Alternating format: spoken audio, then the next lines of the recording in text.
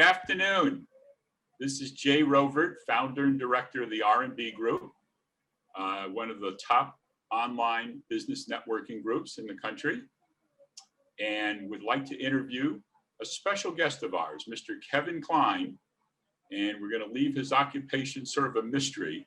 He's going to reveal it to us as we go on with his bio. Kevin, thank you for joining us and joining us in our series of interviews.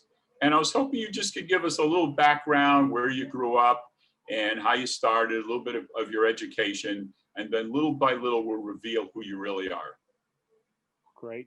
Jay, I appreciate the opportunity very much. Thank you. As Jay said, my name is Kevin Kline. I was born and raised in Buffalo, New York, and grew up there, went to college, Canisius College in Buffalo. And after that, I went to law school at the Albany Law School of Union University in Albany, New York. And like that a lot, went to law school. I did a lot of work after my first year in law school. And my second year, I worked at some really good firms and did internships and opportunities. And it was during my second year in law school where I decided that as much as I loved the law, I equally despise the practice of the law. They were two different things, and just in my ignorant of the whole practice and the difference between the practice and the law itself. So beginning of my second year of law school, I kind of was faced with what am I going to do next? And by chance, while I was at law school, I ran into an individual who asked me about joining the Federal Bureau of Investigation. And at the time, I became very interested. I was very interested in doing something that I found personally a little more meaningful, a little more getting up every day for the next 3-4 decades. I wanted to have a little greater purpose of something. So began a journey from there. I went through a year-long process for the application for the FBI. And during my third year in law school, I was accepted for a special agent position. Graduated law school, took the bar exam, and a week after the bar exam, found myself at Quantico, Virginia, where in new agents class, 9014, and graduated at the beginning of 1991 and became a special agent with the FBI at that time. And tell us a little bit about your early career before 9/11, a couple of things you were doing and things that prepared you for your exciting life ahead. Yeah, it was, I was completely blessed. I spent 30 years approximately in the FBI. It was just a great experience. Beginning, I was assigned to the New Haven division in Connecticut. I primarily worked violent gang and drug matters for approximately the first 8 or 9 years of my career. I worked with a lot of some of the best law enforcement personnel from the state of Connecticut, the Connecticut State Police, New Haven Police Department. It was phenomenal training, great experience. I got to do everything I wanted to do in a few years, and it was just a lot of meaningful work, a lot of good times. Thereafter, I was promoted and I went to the FBI headquarters in Washington, D.C., became a program manager, which is a frontline entry-level supervisor job. And I was in what was called the Colombian Caribbean unit at the time, and I managed Colombian drug trafficking organizations and investigations into those activities for 2 years.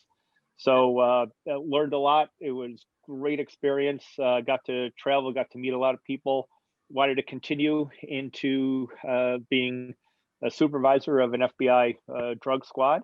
I was selected / pressured into taking a drug squad position in Newark, New Jersey. I was given no choice, and my wife, I was getting married at the time. My wife is also an agent. It was in between. She's from Boston. I'm from Buffalo. I had a couple different offers I was interested in, and the assistant director said he had a deal for me, and it became Newark. So reluctantly went to Newark, New Jersey. my last day at FBI headquarters. I got married on August 17th of 2001. My last day in FBI headquarters was September 10th on a Monday. Went overnight to Newark, and my first day in the Newark division was September 11th, 2001. So interesting with your wife, at least you didn't have to bite your tongue all the time. You knew you could talk to her because she understood your daily life and your experiences and your frame of mind. Absolutely. That's been absolutely a blessing, especially when the kids came along and moving and all the different challenges we both have had in our careers and in our assignments. It's great to both be singing out of the same hymnal. Now you did a lot of international work. I gather you were in and out of Afghanistan and Russia. Can you speak for a minute or two about some of your experiences there? Yeah, when I got to Newark, I had a drug squad for about 6 minutes, and at the time when the events of that catastrophic day happened, based on my background, I was put in charge of the initial critical incident response, and that day became my entry into the national security matters that are investigated by both the United States intelligence community and the FBI specifically. So thereafter, with the change in the Bureau, I became a supervisor of an international terrorism squad in Newark. We were primarily responsible for the investigation into United Airlines Flight 93, which left Newark that morning. And a lot of our investigation focused on the 15 of the 19 hijackers who resided in New Jersey. So my squad morphed into an international terrorism squad. Great experience, great people. I learned more about that side very quickly, just by necessity at the time. And from there, developed a lot of cases into a lot of very extremist groups, specifically the Sunni groups, primarily Al Qaeda. And from there, my squad developed an undercover operation. I spent a lot of time working in Russia with the Russian FSB, which is the successor to the Russian KGB. And it was the first joint operation with the Russians relative to counterterrorism. So spent a lot of time in Russia and throughout Europe working with them on that investigation. It's interesting to the audience here is quite a few times I've tried to ask Kevin some questions, because especially when the Mueller report came out, I was saying, anything you could tell me about somebody, and every player, when I mentioned their name, he winked, he knows, but his mouth just shut. He wouldn't even budge. I tried to trick him. Is there anything cute that's sort of public, but you can add a little color to about some of the characters you met along the way that we've all read about? I tell you, I've been completely blessed working with some of the greatest people, the greatest directors that I've got to work for and know, from Director Free to Director Mueller, who has absolutely handled a very difficult situation in 2001, having been on the job for 2 weeks, and his changes to the Bureau and continuing the Bureau is just should be noted. Just a great job transforming that, and for 12 years, and a lot of the challenges he had both are just commendable. And then working for Director Comey, who was also just a personable just a complete gentleman. He was great to me at a bunch of difficult times, and absolutely he had a very difficult choice when you get to the end of his career. But met the greatest people. As I say, I've got my best friends and my wife, my best friend, I met through the Bureau. So just the people who have sacrificed, and all of them, the people in the Bureau who have a lot of experience and education and qualifications, all of them have chosen a career of service above all else, and that is to be noted every single day. It's interesting when I watch some of the cable shows and all of a sudden I see one of the alumni on, I'll send Kevin a text and he'll give me the biography. Yeah. He'll give me the 3-minute biography and I just start laughing. I can't stump him into trying to trick him if you really know this guy or not. Kevin, can you give us a couple details of some of these exciting experiences you've had, or things that people have read about? Just a little insight of what it is to be on a case like that. what you have to go through and how you felt while you're doing these things? Well, a lot of it has been very interesting across, and the wide breadth of experience I was fortunate enough to have.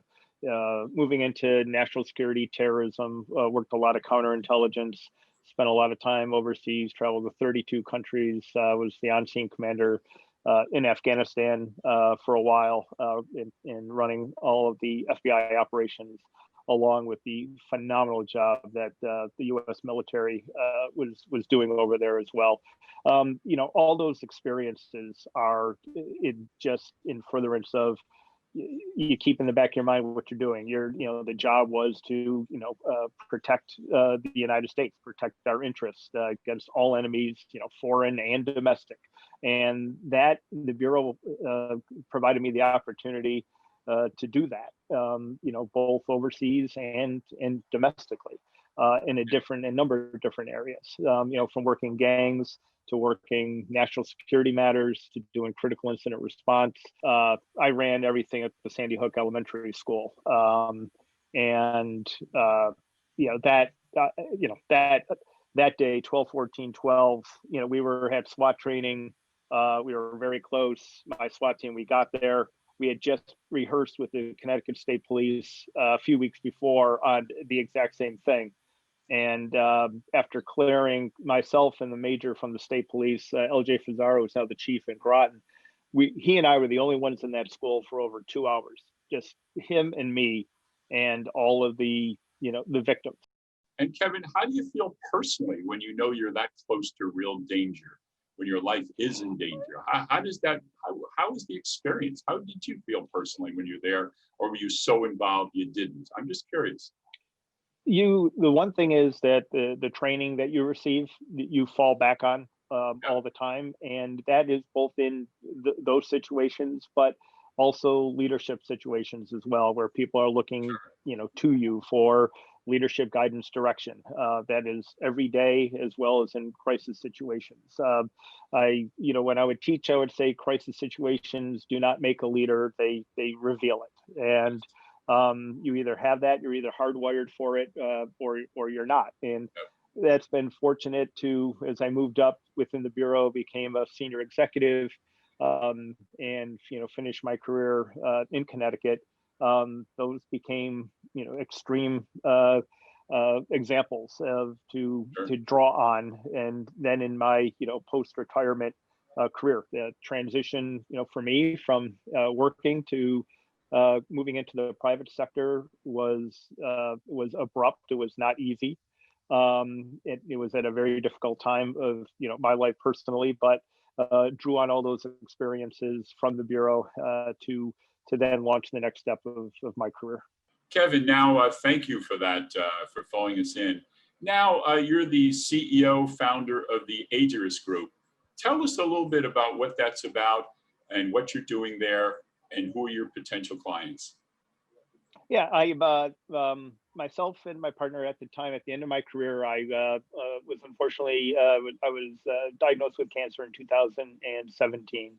And as a direct result of my time that I spent at Ground Zero, and spent a lot of time on sick leave at the time, and was trying to figure out what to do next as I was undergoing treatment and chemotherapy and other medical procedures. And myself and my partner, who's the CEO of the Aggeris Group, who was my boss in the FBI, began talking about what the next step was, and from that became the foundation for the Aggeris Group. And we spent a lot of time researching what that next step was, and we developed our company, which was a security and investigative group based here in Connecticut. We serve corporate, private clients, educational institutions, religious institutions, and we provide a full spectrum of both security and investigative services. What's great for us is our boutique size, and the services that we offer are scalable across the board to any size client.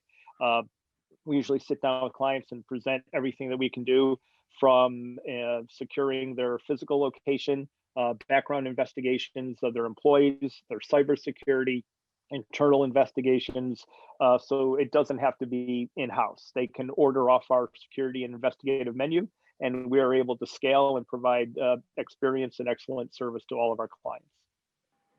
Kevin, you mentioned from your experiences down at 9/11, you actually developed some health issues. And why don't you give us a little update how you're doing now, and what the prognosis is and how it affects your life?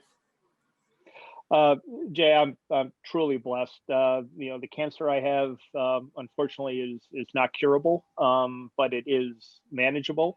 I am a patient at the Smilow Cancer Center at Yale with the most unbelievable medical staff you can come about. The doctors are phenomenal, and as with everything, that entire institution is wrapped around the nurses, who are both the heart and soul of the medical profession. And I can't say enough about how I've been treated and the treatment I've received. So I'm doing good. I'm in remission right now, which is a blessing. We do expect it to return, and however, based on the abilities and the capabilities of the people at Smilow, have a definite plan for treatment moving forward. So couldn't be happier with where I am right now. The future looks great, personally, business overall, and can't wait to see what the next step is. Kevin, you've been a very interesting and valuable member of the R&B group. How about a minute or two, why you come, what you like about it, and some of the people you've met, and why maybe the group puts a smile on your face.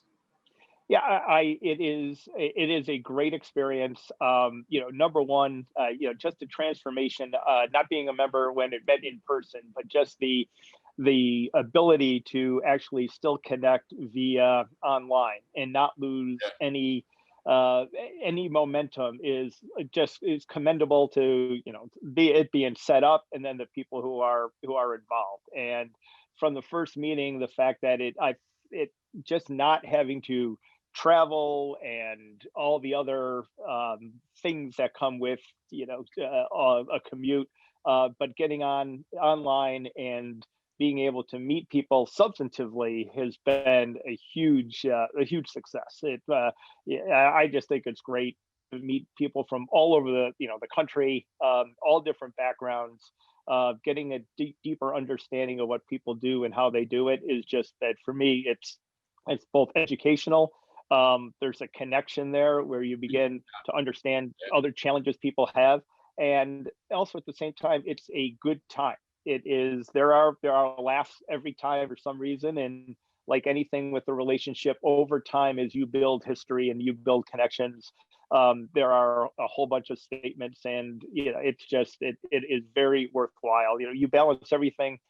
Time is an asset, and you ask yourself all the time, is this worth it, no matter what you do? And it's definitely something I mark on my calendar, because it's both helps out on business side as well as also puts a smile on your face as well.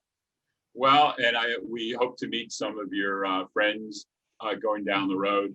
And Kevin, I promise you one thing: I'll always try in a very subtle way to trick you to see if you'll really talk to me. I'll never give up. Yep. So, Kevin, I want to thank you so much, and for taking the time, and also to show the incredible diversity of our group, and how we're handling things, and that it's passed your smell test, and you really make the effort. And also the way you give me a little perspective, which is public information on what's going on in life. Yeah.